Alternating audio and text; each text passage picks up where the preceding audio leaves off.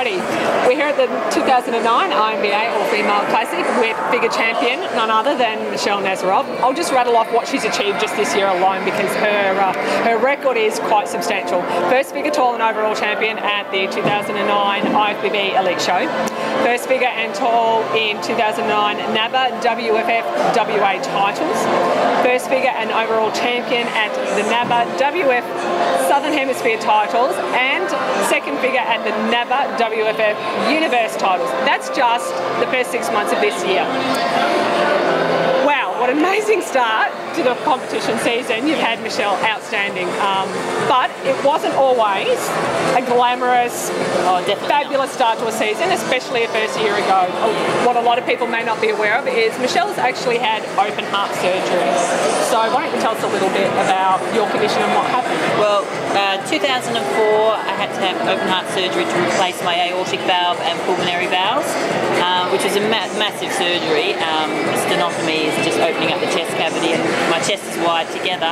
But the biggest thing is they told me I'd never compete again, never exercise, never have children, things like that. So, but I proved all the doctors wrong. It was, you know, you can do anything. Obviously. Yeah, so, but it had to take its time. So that was in 2004. So it's now 2009, so it's been 5 years and I've just been gradually training the body, eating right, sleeping right, recovering, doing everything slowly and right, and you can get back to top form.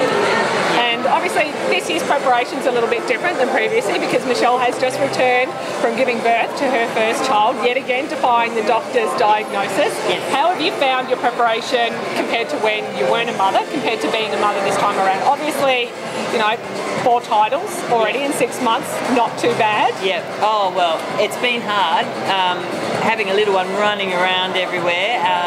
But again, I set my mind to it. I wanted to prove the doctors wrong that you could have a baby, but also get back up on stage. But I wanted to get up on stage in great shape. I didn't want to get up, you know, half done. I wanted to make sure I did it well, but I included my baby in everything. So since she was born, 6 weeks after I had the cesarean, I started in the gym again, and then I do the cardio. I put her in the pram. I put a 10-kilo plate in the bottom of my pram, and we go walking for an hour every morning. And then at night time, sometimes I get on the bike, do stationary bike, and I have a piece of string tied to my bike with a big toy on the end. I know it's terrible. Treat her like a little puppy, but she loves it. So I throw the toy with attached to the string, and she goes and runs over and grabs it and brings it back to me so I can continue to do my hour of cardio at night. If it works, it works. Run with it. If you include your baby in it, you can do anything. And I just use my gym's crèche. I pop her in there for 2 hours every day. She loves it, and I get to do all my weights and that, and I just do my cardio with her in the morning, and I do it at night time when she goes to bed. Fantastic. When she's playing with me. Now, I know a lot of girls out there, they think that all of our preparation and what we do, there's secrets behind everything. We all know that's a fallacy, but we do have things that work and don't. What are Michelle's secrets and what works for you? Well, I believe in everything as natural as possible. Get back to the basics. So it's not rocket science. So I just believe in eating whole food, as much fruit and veggies as you can, lots of water. It's just get back to basics. If it wasn't here hundreds of years ago, I wouldn't be eating it. It's things like that. And just consistency. You've got to have a clear plan, a good goal, write it down and just get to that and just consistently do the right things every day. And if you want it bad enough, you can get it. And everything else but you've got to want it and compete for the right reasons.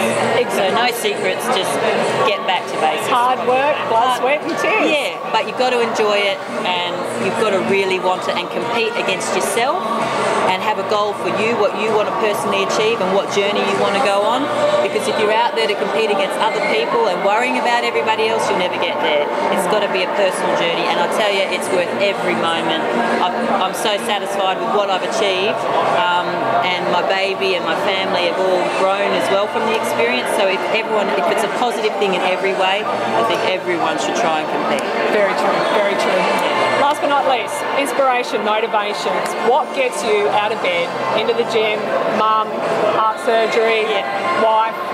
Well, probably the journey I've been on has been such a radical journey, and it has been about a life-saving surgery, bringing a baby into the world, what gets me up every morning is I want to inspire at least one person to aim for what I've achieved, because if they ever get that feeling that I get and what I've got from competing and being able to show my child that this is what you can do with your body, and I want to live a long time. I want to be here for my daughter. But we need to educate people out there that this is a healthy sport. We're the minority. Everyone's getting fatter. We need us bodybuilders, bigger competitors, healthy people. Everyone's going to turn back to us and start looking at us as examples. So that gets me out of bed every day. I just walk and talk. Fantastic. So you've heard it here today from one of our figure icons and champions, doing it natural, being honest, true to yourself. She doesn't need the motivation. She just wants to live a long, happy life with her family. Yeah. Thanks very much for your show. See you later. Bye. Yeah.